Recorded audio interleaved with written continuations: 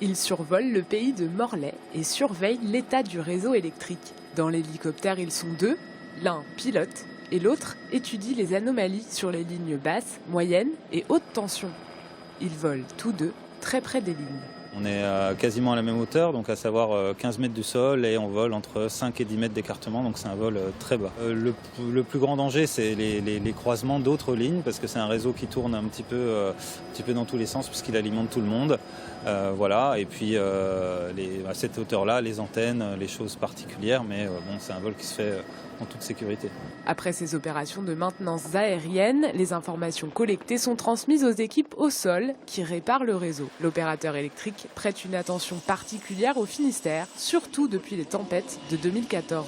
On a connu durant l'hiver 2013-2014, en particulier sur des communes comme Saint-Paul, de Léon ou Plourin-les-Morlaix, des dégâts assez importants. Donc le plan d'investissement exceptionnel qu'on conduit depuis 2015, je le répète, qui est un plan de 100 millions d'euros sur la Bretagne, dont 80% investis sur le Finistère, nous conduit à intervenir sur ce territoire. Donc l'objet d'aujourd'hui, c'est d'ailleurs d'aller survoler une zone d'intervention, aujourd'hui où sont nos équipes en train d'intervenir sur nos supports, autour de Saint-Paul. Ce mardi, les élus locaux étaient aussi de la partie. Objectif de l'opération, expliquer aux maires comment les lignes de leur commune sont surveillées. Pour les élus, outre la promenade dans les airs, cela permet de comprendre concrètement quelles opérations sont menées dans le ciel de leur commune. Nous vivons ça sur le terrain et là ça me donne une idée bien précise en fait, des moyens qui sont mis à disposition pour être vraiment opérationnel. Oui, j'ai mieux compris parce que nous survolons.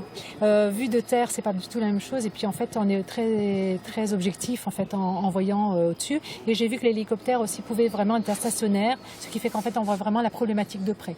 Même si certaines opérations de maintenance seront peut-être bientôt effectuées par des drones, l'hélicoptère restera un moyen efficace de surveiller les lignes électriques finistériennes.